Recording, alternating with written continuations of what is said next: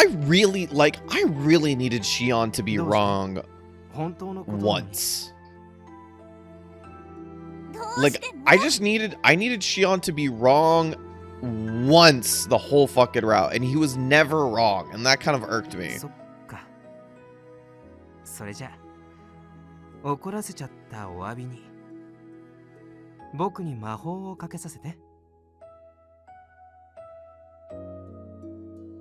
Yeah, it's just like, I really don't need, like, you know what's really fun about Nayata and Habari's, like, route together is that Nayata has his issue, right, where he's like, oh, I'm like not actually a suitor, and he's getting over, like, and he's sort of figuring out his feelings as he's going along. And Habari is going through this issue of like, oh, I want him to be like this, but I actually like him to be like this. And it's like there's a good back and forth, right? They're both dealing with something. Same thing with like Ichiya's route. Whatever you say about Ichiya's route, like both Ichiya and Habari are both dealing with shit when you're going through their route. But like Shion doesn't have anything going wrong. Like, this character's perfect. And I think there's a way you can make perfect characters, but this way was annoying. I wanted this character to be wrong once. The fact that this character went back to modeling just to get back at Habari, and then Habari at never point was just like, no, you fucking stick to this shit, idiot. Like, or maybe she just goes like, you know, that's cool, but that's kind of fucked up that you just do all of that just to make me feel like shit.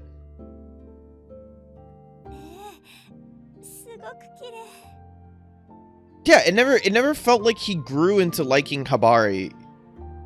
And I think, and it never really felt like his past. It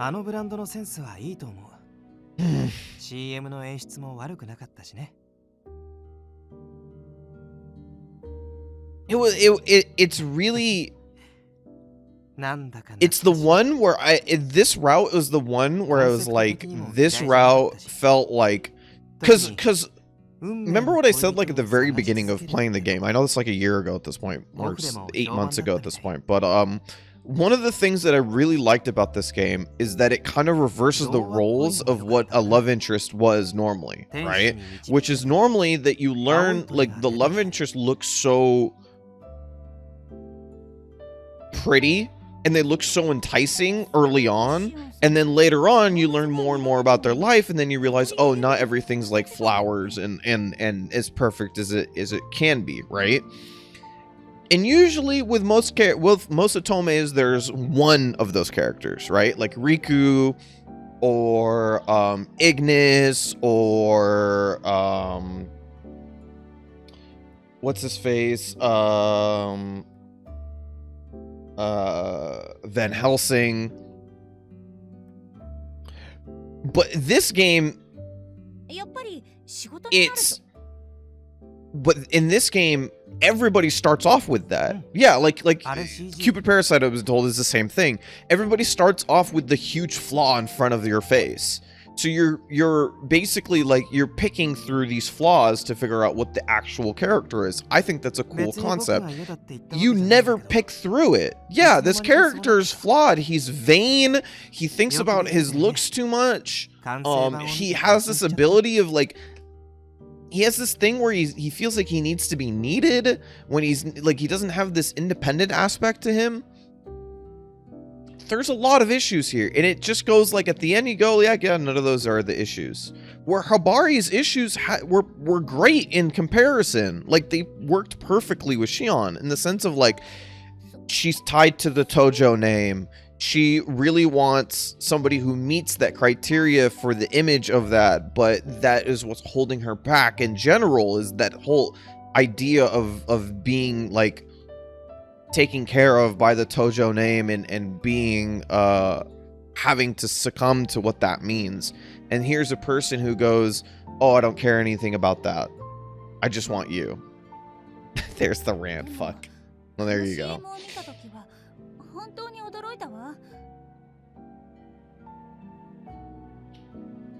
Suspect this route for tired Japanese office. Sure, I'm down for that.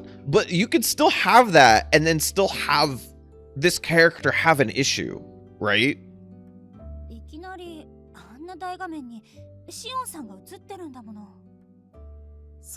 My thing, if I were to write this, I actually wouldn't change too much differently. I would make it so that I would extend the story past this, actually. And I would say, like, no, you're not allowed to, like, or I would change it up where it, like, in some way, I would make it so, like, no, you're not allowed to stop modeling. Like, we did this whole thing where I said, if you want me, you have to model. You have to get a job, right? And then you went to go get the job. We agreed to be together, and then you dropped it right afterwards. And you can go through Hibari's issue of needing somebody to have a status, and also go through Shion's issue of needing to need somebody and not be independent at all. Those are two things that, although they had one solution, you can solve both of it and still be completely fine, right? Like, both Hibari can be like, no, you need to keep this job, and it's not because I need a status symbol, it's because you need to, like, you need to be independent and you need to be doing something.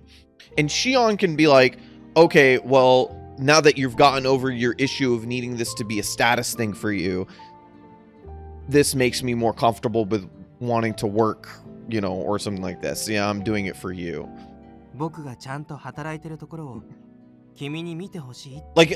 Like maybe it's because I love Hibari so much. I fucking love this character.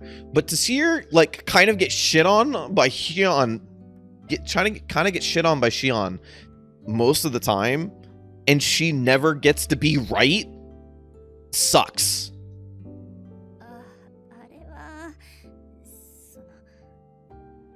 Why was Nayatsa's was yeah, I know, right? Shitting on Shion. Don't none of that's out there in the world.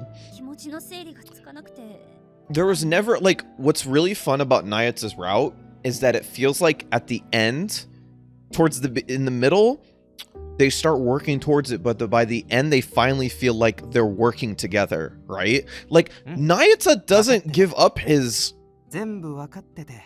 Nayatsa doesn't give up his flaws in some degree, right? He's still kind of impulsive, and you saw, like, there's, like, that towards the very end, like, he sees something on TV during the credits, and he goes, like, oh, I want that, right? And it's, like, obviously, like, one of those, like, like, the commercial, like, TV stuff.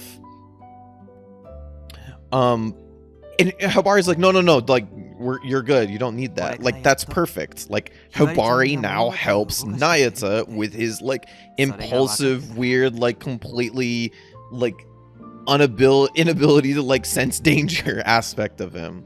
And Nayatsa helps Hibari with being more impulsive and interesting and being more true to herself.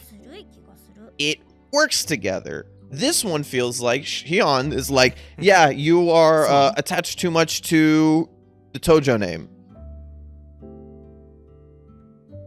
That is it. You can maybe say that for Shion, he helped Rue, but, like, he helped Rue, like, by manipulating the fuck out of the situation. He did a quid pro quo instead of, like, helping him out of his own genuine desire to want to help somebody. I'm glad you feel validated, because that means that these aren't, like, it's not just me thinking about it. Trust. I know.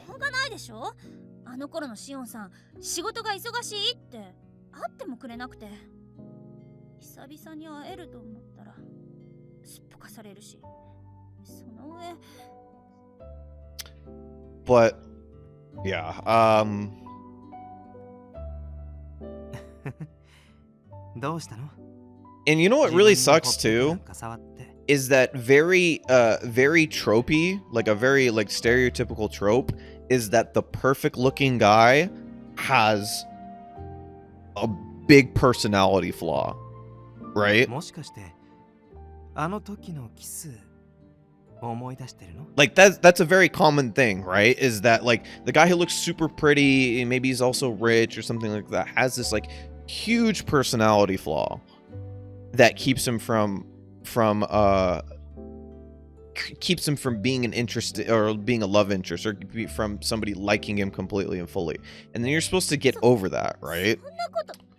You never do with this character. He's the exact same fucking character, maybe slightly, ever so slightly better than he was when he first got introduced in the game. But Common Route Shion and End of Board 3 Shion are so identical, all of the shit that happened in the middle might as well not have him.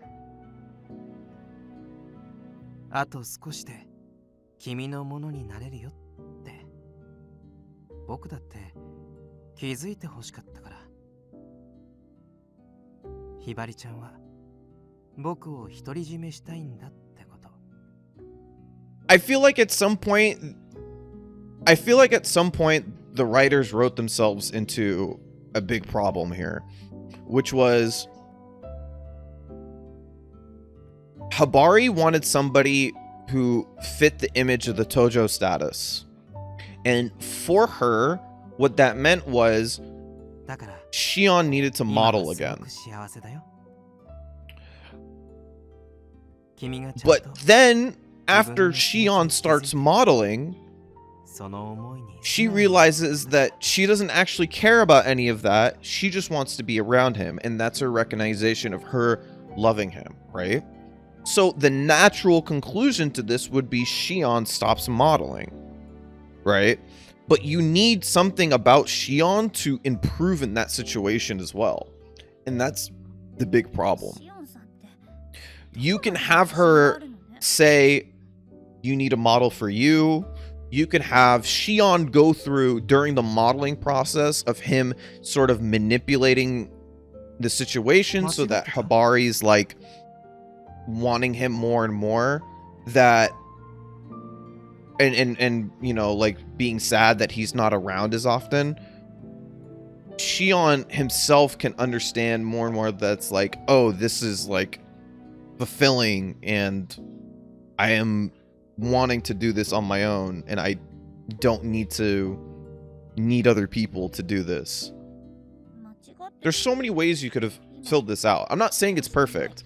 And I did say, I think they did write themselves into a corner to a degree, but it was not impossible to be written out. You could have fixed this.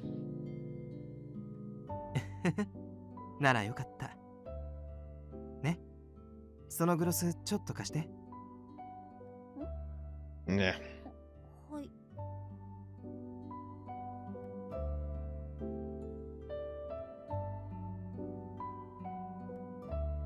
I looked at the other ending. She swallows her feelings at the commercial, so Shion keeps modeling. That's almost a better ending. Like slightly, but this situation, I will say, is that like that setup for the final barricade battle, that setup was really good. I actually liked that quite a bit, where she walks into the commercial after modeling. She's kind of getting jealous and she's like, no, I want you to be the one I'm with. Even if it was just like, you know, part of it was like, oh, well, you know, actors kiss other actors. That part was so hand wavy off that you could enjoy the rest of it. It's not that big of a deal. But the fact that like nothing afterwards happens is kind of annoying.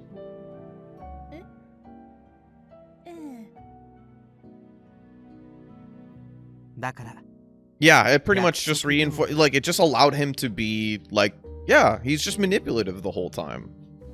Kasuga was right, is what ends up being at the end of the story.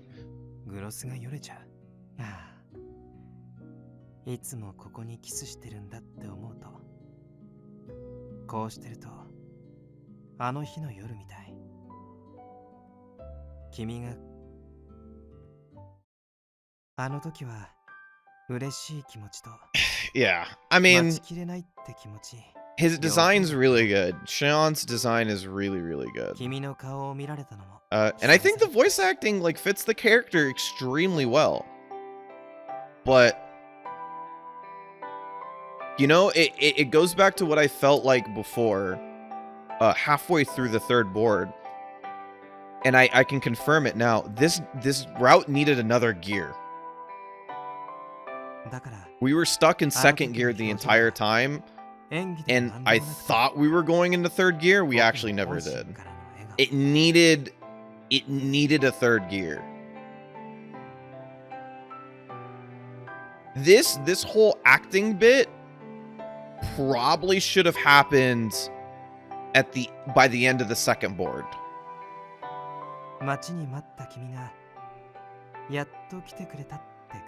We gotta finish the fight. All right. Well, there you go.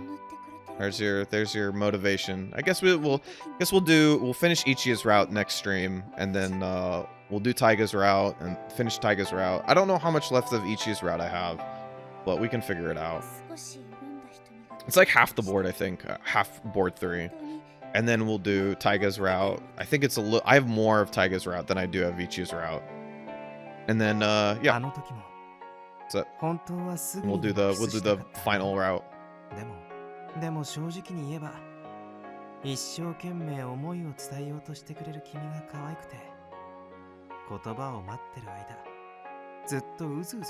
It's just really surprising because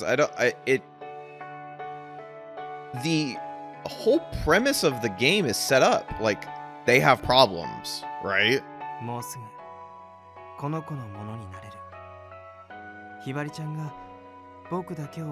But his problem never gets solved. I guess his problem gets solved in the sense that like he's kept to one person now, right? Forever and ever. So he's not being taught, he's not being thrown around to whoever needs him, quote unquote, the most. But that doesn't actually solve anything.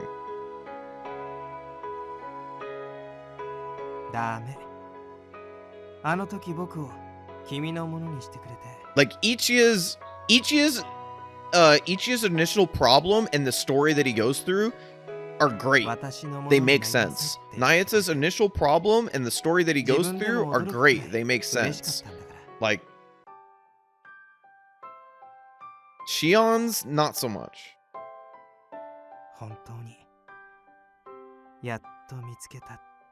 Well, it makes sense. They just never did anything with it.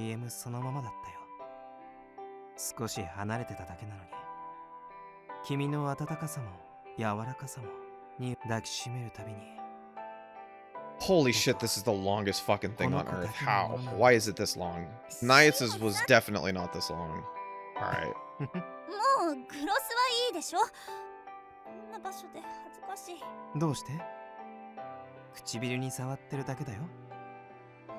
Yeah, Shion's route is just so much longer in general.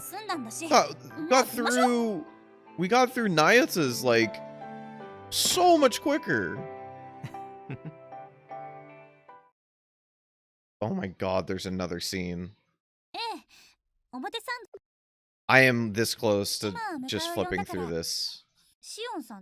Alright, I'm gonna flip through this.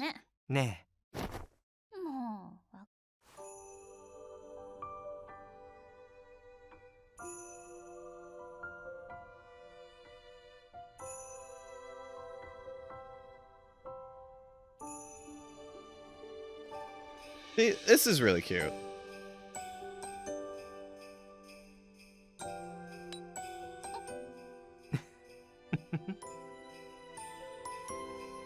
Hibari-chan, 顔真っ赤。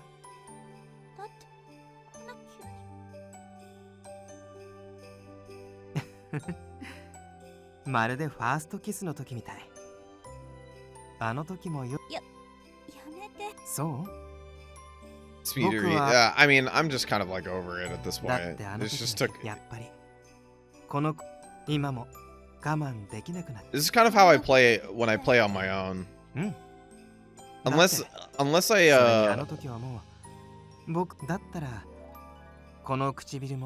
which kind of sucks, but like, you know, I only have so much time in my life.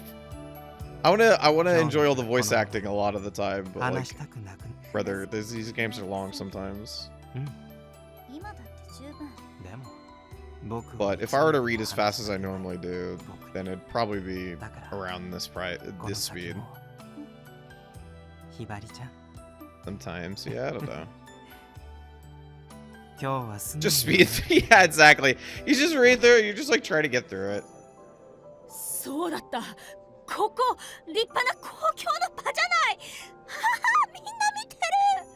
But then you get like this. I don't want to skip all of it because, like, dude, bro, she's so good. Like, Saki Fujita is so good in this.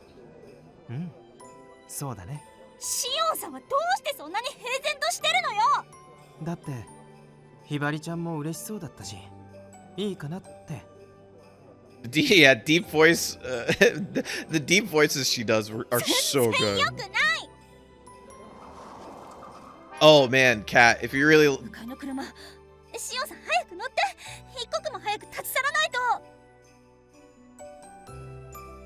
I'll do my best not to advertise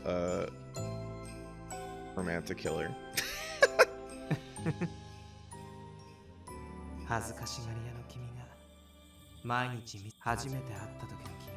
He turned into a ghost? Why is it like this?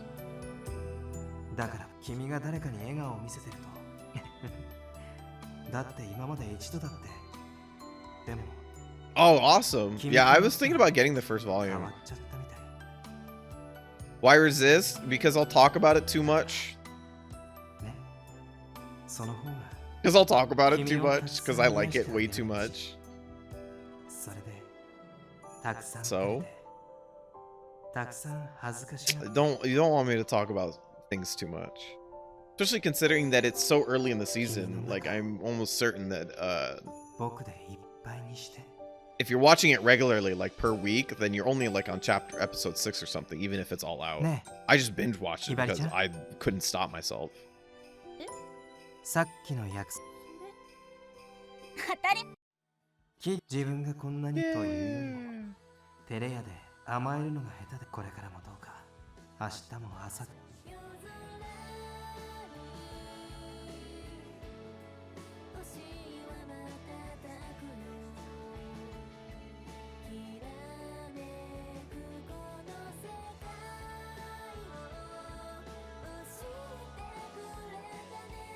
Oh, bro, that's Shion? Holy shit!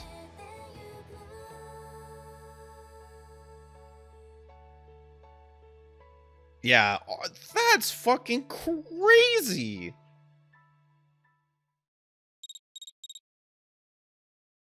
That art was wild. Holy fuck. He like pulled it back. Barricade. 全部君が集めたの？すごいね。次のデートは映画にする。どこからこんな写真が？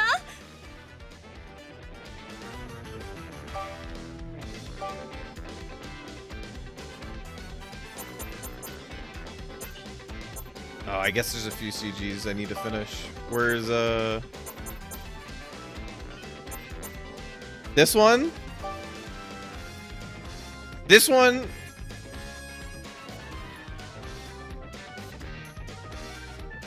This one's so good. Not this one? I thought that was the after story one. Did I not do the after story one? It should be here, shouldn't it? That's the epilogue. Yeah. Fuck. Alright, we'll do that another time.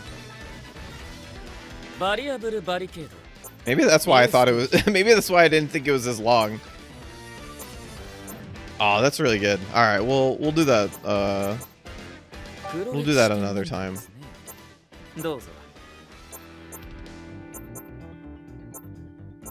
I also might not have as much for Taiga done as I expected. Where am I going? Hold on. Brain shut off for a second. I can't play that. Fuck, dude. Alright, well, maybe we'll just do board 3 for, Taiga.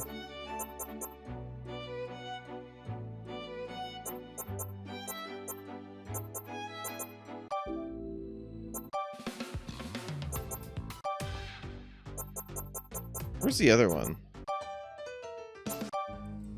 Here. There you go.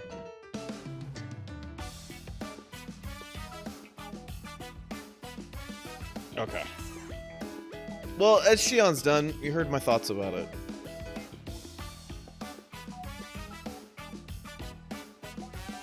Yeah.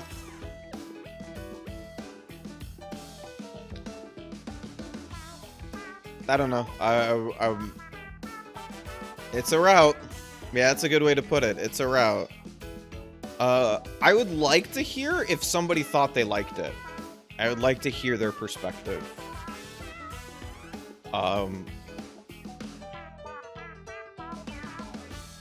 Because for me, I'd struggle to give it anything more than like a 4 or 5 out of 10. I don't even have a criteria. Normally, like, I have a criteria in my head for, like, anime, like how much I grade stuff.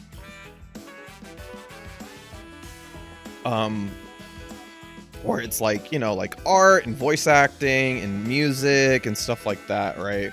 And it's usually like, I usually leave it like proportional to like, yeah, okay, so Barry, whatever it is, like, so in my head, it's like 25 points, right?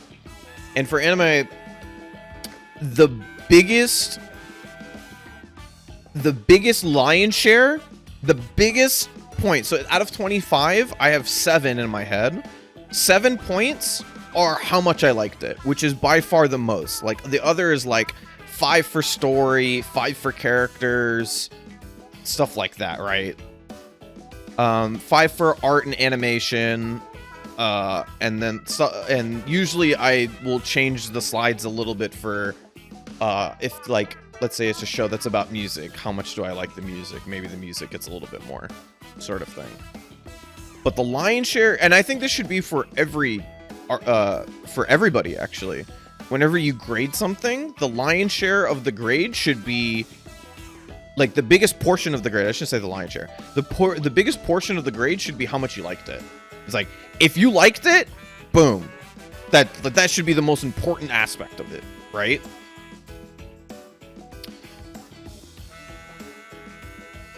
I didn't hate it, but I do feel like I'm blue-balled, if that makes any sense.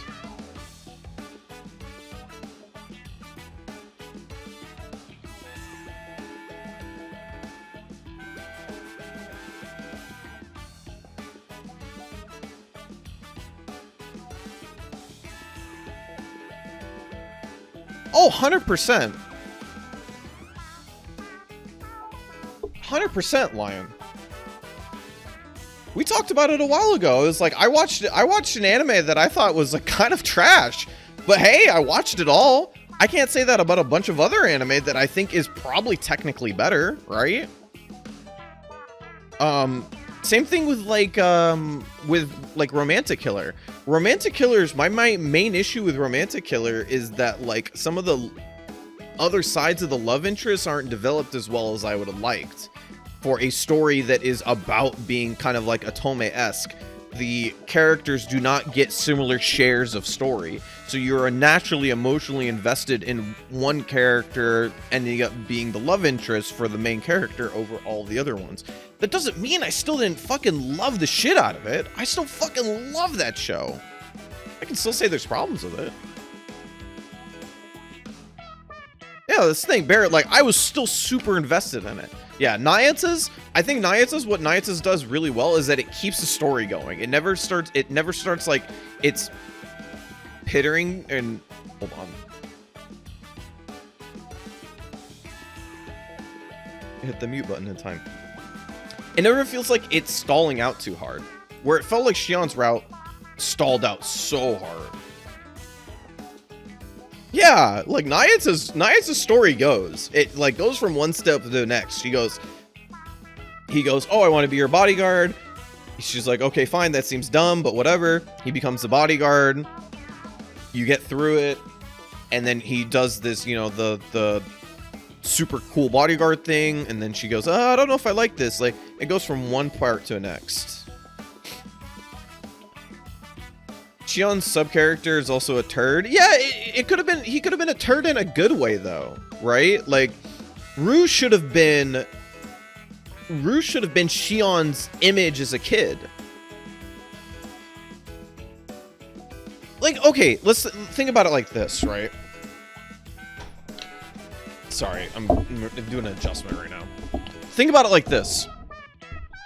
Rue shows up as a kid who wants to be exactly like Amethyst early on in his life, right? He's seen this early picture of Shion. He's like, I want to be exactly like that guy, right? He meets Shion. Shion's nothing like Amethyst, right?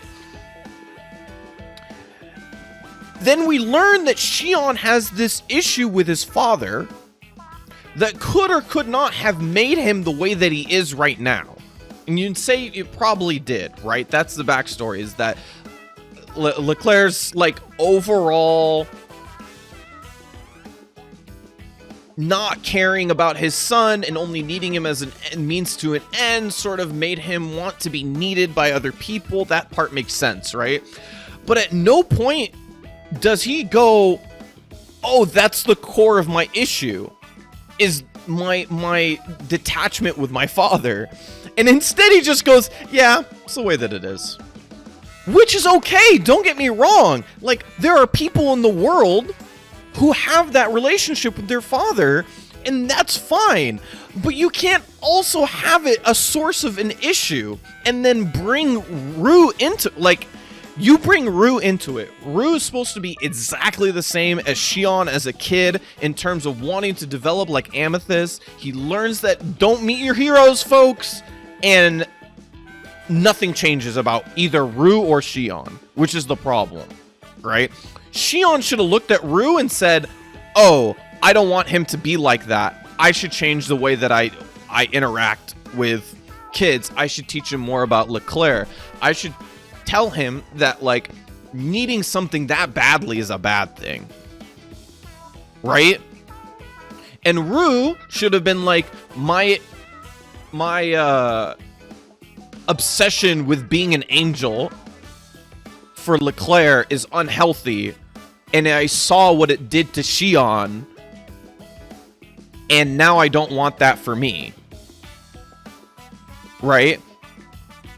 And then when you develop all of these things, that ending with Rue becoming a devil instead of an angel makes way more sense. Because it's like, oh, this fits his character way more, right? He is not an angel, and he shouldn't be like Amethyst. But none of that ever gets, like, fished out. We got a beginning and an end, but no middle.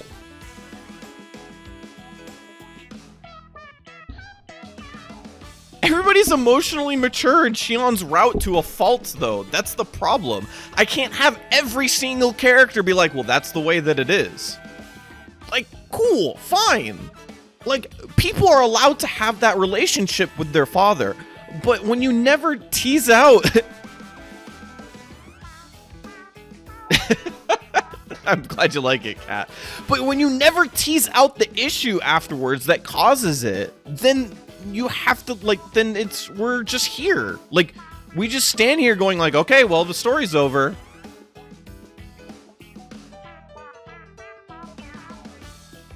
Like, I need them at some point to be like, I feel like nothing was addressed.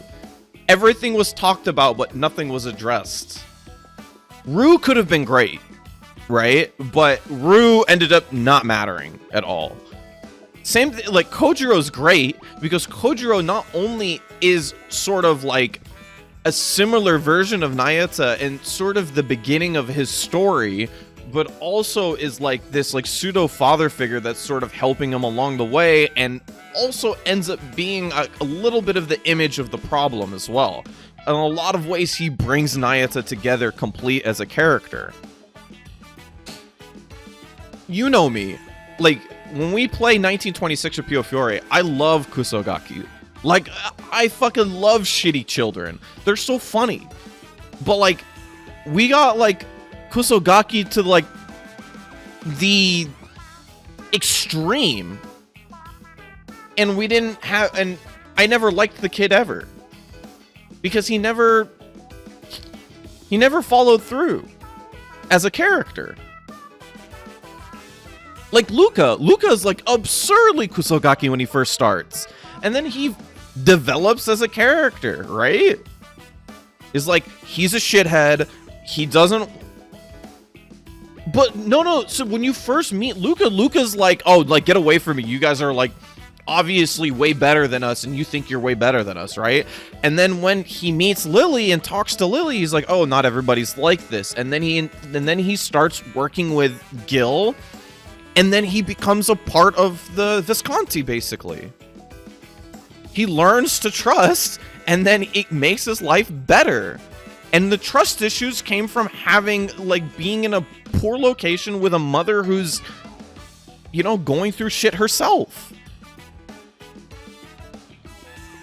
But that's fine, Barry. That's fine that Luca's, it happens in a very specific route, because it happens at some point. That's the character is most important in Gilbert's route, so that's fine. It's allowed. All of the character development, it's allowed to happen in Gilbert's route. This is it for Rue. We're not seeing this kid again. If he shows up in another route, I'd be so surprised. But that's it for this fucking character.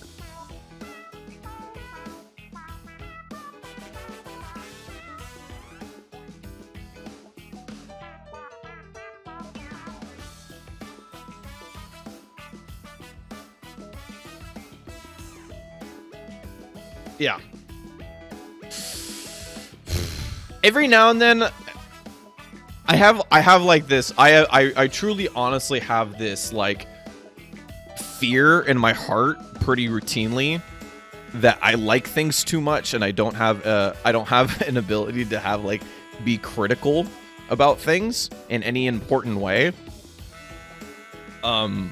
Because I feel like a lot of the times I'm much easier on media than other people are. Like, I'll look at reactions and reviews for other shows in anime and movies and stuff like that, and I'll just be like, man, these people like really ripped into this.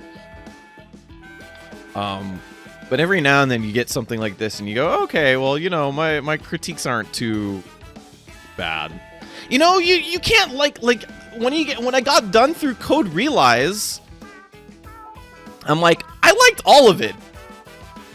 There's things I liked more than others. Or like Pio Fiore, right? I'm like, I liked almost all of Pio Fiore. You know?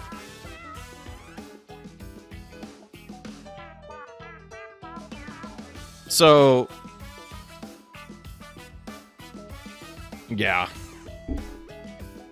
So for the first time in a while, I think it's probably the first route where I really, like the first route that I played, where I really felt like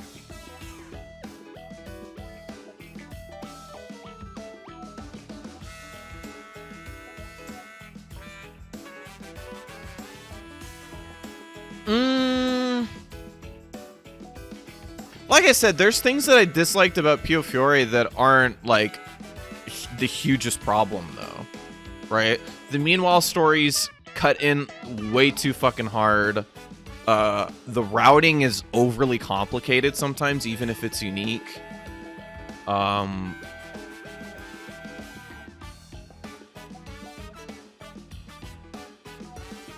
Dante's route's a little bit bland, and at some towards the middle end, it kind of starts treading water pretty hard.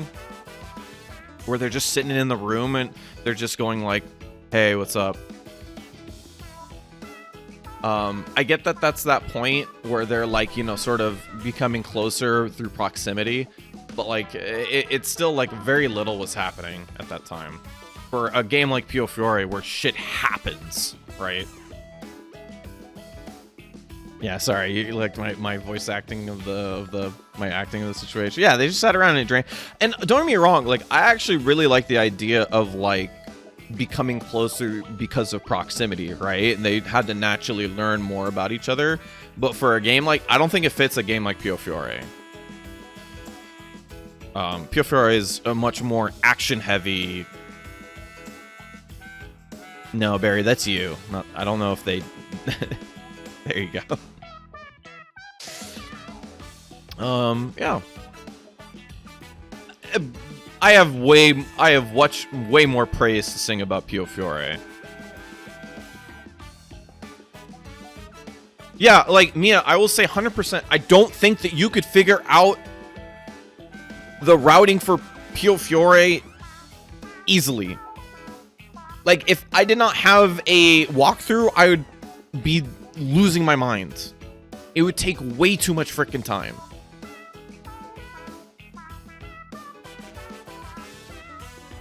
The routing, and the part of it is that the routing's actually really cool. There's a lot of interesting ideas, but it leads to, with no feedback within the game itself, outside of getting to the ending of the game, then how the fuck am I supposed to know which direction's the right and the wrong one? When there's, like, you can miss a meanwhile story and it changes the whole fucking thing. That's cool. I like that idea. But at the same time, please tell me that that's a possibility. Because nowhere in the game does it ever say, hey, the meanwhile story might affect literally the whole game. Again, I have much more praise to sing about Pure Fury than... like, in the end of the day, I thought the early forced routing was a really neat idea. Like, forcing yourself into Niccolo or Dante early on and making sure you get done, and having Gilbert's be the ending one before you get to Henri's, because Gilbert's story as a forced fifth, is actually the best way to go at it. It's perfect. You experience all of the characters, and then you get to Gilbert's route, and you go, oh, this is way cooler now that I've interacted with all the characters previously. That part's really good. But the other part isn't. Anyway, I've kept you guys longer than I normally do on a Tuesday.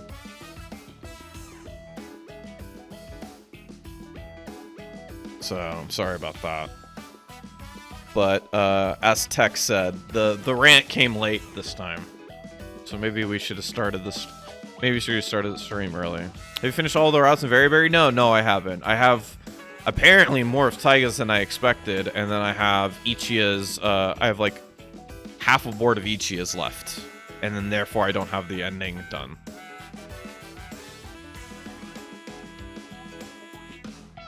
So, I have a little bit more to go.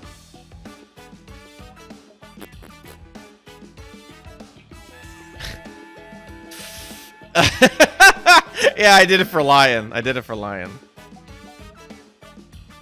Oh, I prefer not to, Mia. But, it happened. Because Berry is so start-stop. It's just the nature of the game. Anyway, yeah, I won't keep you guys